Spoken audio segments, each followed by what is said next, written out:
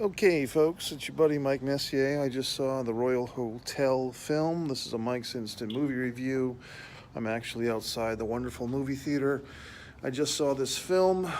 If you know me, if you don't, I do these instant movie reviews with the sincere hope that you and your kindred spirits would consider going to the films. The movie industry always needs the support of the paying patron like me, like you, like everybody else. So now let's discuss this film. What's it all about, Mikey? Well, it seems to take place in contemporary times, meaning now, the present tense. And we basically meet these two young ladies. I think they're about 22 to 24 years old. It seems like they're recent, either college graduates or just girls of that age. 23 to 24, perhaps, working girls, not prostitutes, but girls that work for a living. They're not trust fund babies, they're not debutantes. They're working girls, they're girls with jobs, they're paying their bills. And we first meet them on this boat, okay, like this cruise ship. And then something happens, then they're in basically like a job office, like looking for work, and they're basically assigned to that car was kind of creepy. They're assigned to work in this mining town in deepest, darkest Australia, mate. Good day. And even the travel lady or the work boss lady says, this is a mining town, so you'll probably have you're going to have a lot of male attention. And one of the young women, I believe the Liv character, seems kind of enticed by this, kind of excited. And the other one is a little more reserved. And that's kind of the setting of this. Liv, the brunette, seems more optimistic, seeing things, perhaps I would say naively, always thinking everything's going to be okay, happy to get drunk. They're basically assigned to be bartenderesses in this Australian mining town pub, okay? Watering hole for the fucking miners in Australia. Yeah, that's safe. And the other one, Hannah, the blonde, is a bit more reserved, a bit more frightened, to use her word.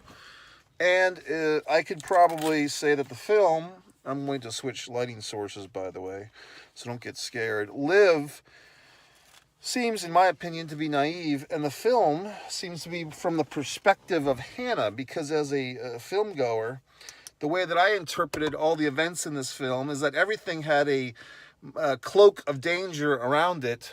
And all, it's just these two young girls working in this pub with all these drunk Australian miners and weirdos. And there's basically, in my opinion, a doom and gloom mood to this whole affair, where you're basically, as an audience member, I hate to say it, you're basically waiting for some type of god-awful sexual assault to happen to these two young women. And that's kind of the tension of the whole movie. So that's why it's kind of, in a sense, it's hard to enjoy the movie, because you're just basically waiting for the assault to happen. Like, okay, when are these girls going to get in some peril with these creeps? You know what I mean? So it's kind of hard, because there are some lighter moments in this film where the girls do have some nice moments, but even when they have the nice moments with these Australian people, you just kind of like get this wrenching feeling in your stomach, like, these girls at any moment could be assaulted by these asshole fucking weirdos. So it's hard to enjoy the film, or the beauty of the outback, or the singular kangaroo we get to see. We only see one kangaroo. It's really, at least for me, it was hard to really see this movie as anything else than a cautionary tale. And to be quite honest, these girls are Canadian, they're not American. But stories like this are why I've never really, I need to go to wherever the fuck. I need to go to the outback of Australia, or I need to go to Zimbabwe, or wherever the fuck. I stay where I'm at, okay? The world comes to me through cinema.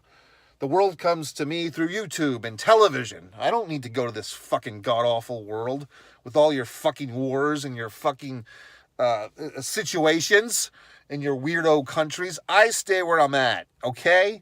So things like this, Michael Fagan and a bamboo stick up his ass, wars and fucking things and liberations and public executions. This is why I stay in my own fucking backyard. I mean, God. I mean, that's why these people are so goddamn naive. Oh, I'm 19 years old. I'm going to backpack around Spain. Good the fuck luck. You know what I mean?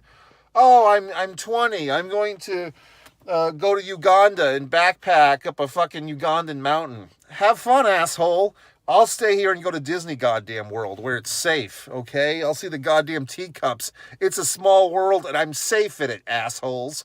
So this is the type of movie that just reinforces my belief that it's a scary world out there full of freaks and assholes, and I'm going to stay where I'm comfortable. So these two young, naive women, see, that's the thing. Like, you never see them on their phone with their parents or anything. You're just getting the sense that they're out on their own. They're two girls making their way in the world today. It takes everything they've got. And, they're doing the best they can. But, they're just in over their fucking head. So I don't know how to take this film. Now, I could spoil it. I could tell you what happens at the end. But, they pay the price. Let's put it that way. One way or the other. It's a little bit unexpected. And I really feel for the Hannah character. She's the one that's grounded. She's the fucking one that pays the ultimate price for her fucking idiot friend. I mean, typical. The good friend always pays for the idiot friend, okay?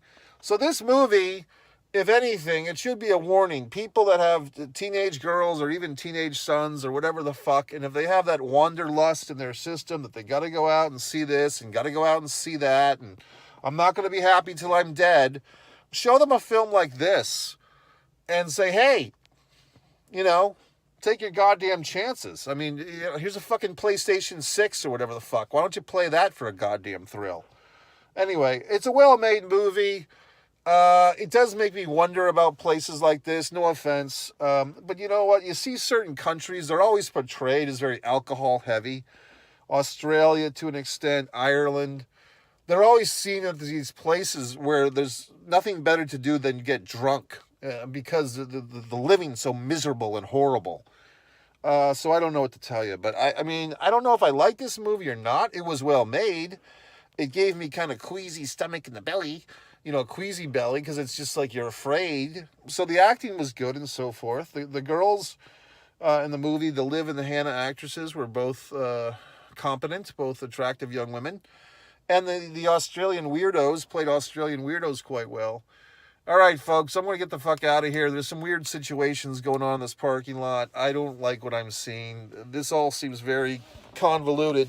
But if you need a movie to show people reasons why not to go anywhere, stay at home, if that's Canada, if that's wherever the fuck.